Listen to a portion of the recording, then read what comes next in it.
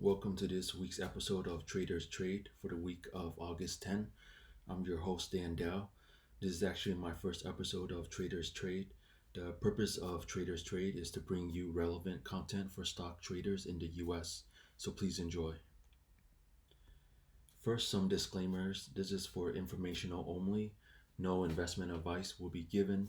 Please invest at your own risk. On the agenda, we're going to do a market analysis followed by a sector analysis and then some educational and informational content followed by this week's events. First, the market analysis, the S&P 500. So we're currently in an uptrend with up momentum. Support price is around right here at the previous highs. We have the moving averages and this uptrend line. Resistance is at the previous high of 33.86. This is the pre-COVID high. Be cautious of this level because of a possible correction because of any eager back holders at the pre-COVID high who might want to unload.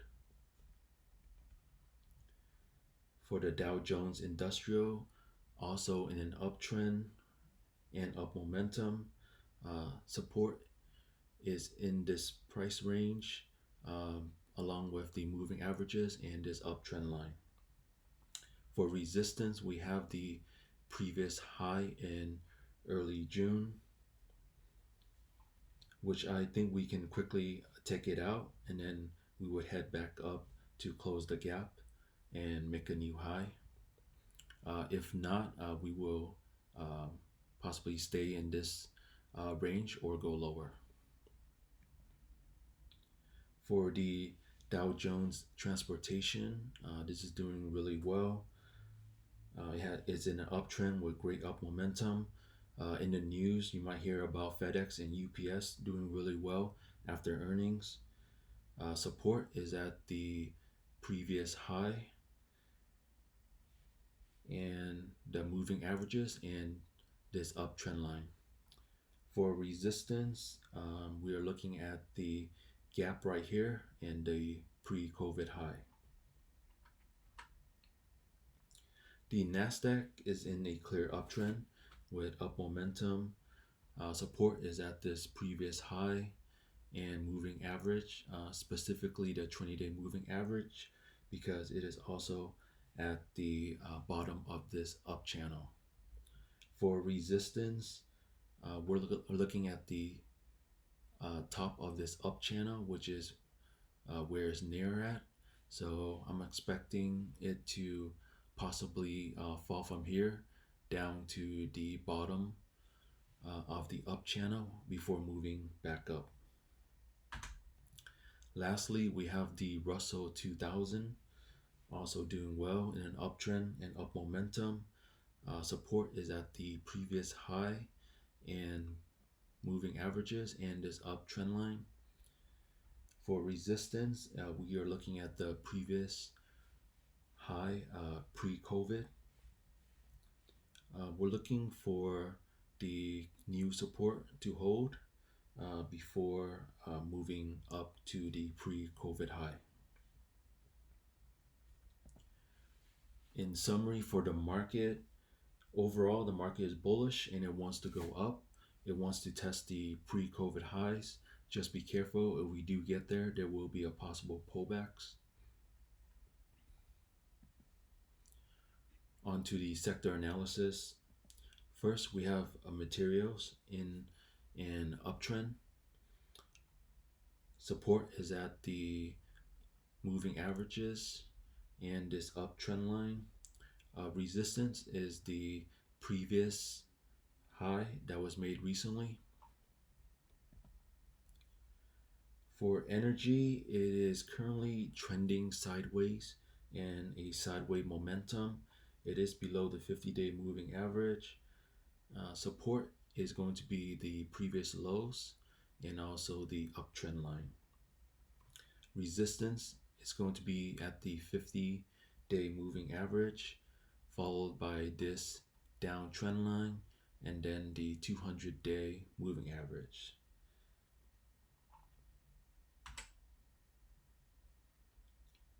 For financials, it is in a slight uptrend and momentum. Support is at this price range along with the moving averages and this uptrend line. Resistance is at the 200-day moving average, and then followed by the previous high in early June.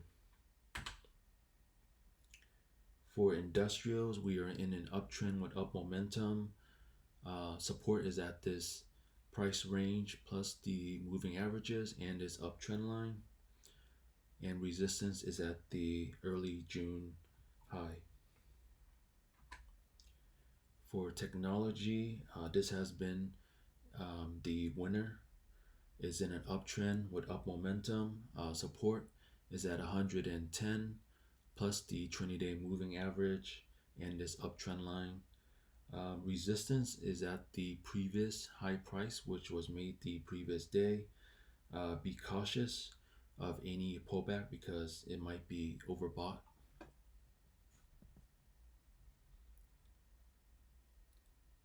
For consumer staples, we are in a strong uptrend with strong momentum. Look for support at the 10-day moving average and this uptrend line. Resistance is pretty much at the pre-COVID high. Consumer discretionary is also very bullish. It's in a strong uptrend and strong momentum. Support is going to be at this price range plus the moving averages and the uptrend line. There's no near-term resistance, so it's very bullish. For real estate, we are in a slight uptrend and momentum. Support is going to be at the 35.6, which is the bottom of this price range, and also the 200-day moving average. And we also have this uptrend line as support. Resistance is going to be this down trend line. However, we did slightly break above it. So let's see if we can hold above this new support before marching higher and then testing the early June high. For utilities, looks like we are in an upward wedge. We are in an uptrend with up momentum. Support is at this congestion of price range and moving averages and this uptrend line. For resistance, we're looking at the previous high in early June, which I expect us to test soon. For healthcare, so it looks busy here. We are in a slight uptrend and momentum. That's because it's been basing above the pre-COVID high. So it's been pretty much basing after it broke above the pre-COVID high. For support, we're at 105. We had a recent uptrend that was just broken and now it's basing. We still have this lower uptrend line here. For resistance, we have this trend line right here, which is keeping the healthcare sector from moving higher. So the 105 support is really important here. We want to see that it stays above it and then slowly march up. If it breaks below it, we might go down to this lower trend line here. Telecom is looking very bullish. It has a strong uptrend and momentum. Support is at the 75 price and the moving averages, and there is a uptrend line here and also this uptrend line here. You can pretty much use the 10-day moving average. There's no near-term resistance, therefore it's very bullish.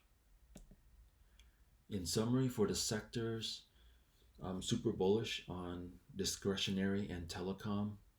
Other sectors are bullish too. I'm cautious of technology because it might be overbought and ready for a pullback.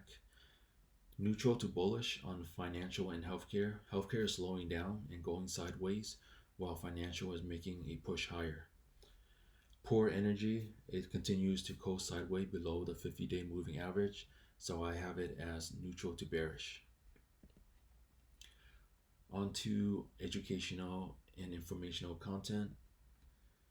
First, I'm going to list a video from Kathy Wood. She released another episode of In the Know where she goes over macro view of the markets. She's the CEO of ARK Invest. If you don't know her, check out the performance of her flagship ETF, ticker ARKK. She has a neutral to bullish sentiment of the market at the moment. Second video, we have the stock signal seen only 4 times in the past 70 years by Chris Chiovaco of Chiovaco Capital. He presents a bullish case for the market using historical data and charts. And his videos are all about weekly market breadth analysis, and he does a really good job at it. So I highly recommend both of these presenters whenever they appear, and all the links are below in the description. Here's a really interesting information that I saw this week. This is from Tom Lee's FS Insight. Some of you might know Tom Lee. He appears a lot on CNBC, and you will see that he has been calling for a V recovery, and I think he is right. Here, he's pointing out that the rally we had in early June, where the COVID epicenter stocks. So these are the stocks in the industrials, financials, energy, and discretionaries that were hit hard by COVID. They were making a rally in early June. Uh, that's before they tanked due to the resurgence of COVID. So he's saying that this rally in early June is possibly happening again this week because he pointed out that the daily cases in the U.S.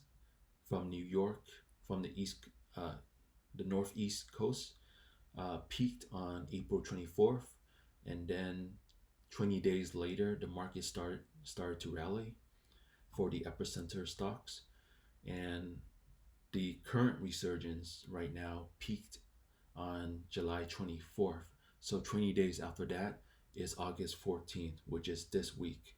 So he's saying that we should look out for the epicenter stocks in industrials, financials, energy, and discretionary to rally again like they did in early June right here. So if you guys believe in this, then position yourself to take advantage of this. Going on to events. So for this week, the market is approaching the pre-COVID high. We're possibly going to get a new high in the market. Watch out for the epicenter stocks and sectors. If Trump and Democrats can agree on a new stimulus, then it would be the green light for the market to go higher. If not, then we might see a pullback or a sideways movement. Also on alert for the escalating China and US tension. We're seeing it with the TikTok issue. Poor Tencent stock took a hit from this. Other economic events. On Wednesday, we have the CPI report. Thursday, jobless claims and import prices. And on Friday, retail sales and industrial production. And here are the big earnings for this week. I just want to highlight on Monday, Mercado Libre, large e-commerce player in South America. Marriott, a stock that has been hit hard by COVID. Novavax, they've been doing really well lately due to their possible vaccine for COVID. Tencent is also reporting on Monday. On Tuesday, we have NEO, a hot stock. On Wednesday, we have Jumaya. This is a hot stock. It's an e-commerce company in Africa. We have Lyft also reporting. On Thursday, we have semiconductor applied materials. We have purple, a hot stock at the moment. And I'm looking at also on Friday, we have DraftKings. Interesting to see how they're doing. Of course, they're affected by the sports events being off and on. All right, so happy trading, everyone. I will be back with another episode every week on Sundays to give you a market outlook. All right, take care.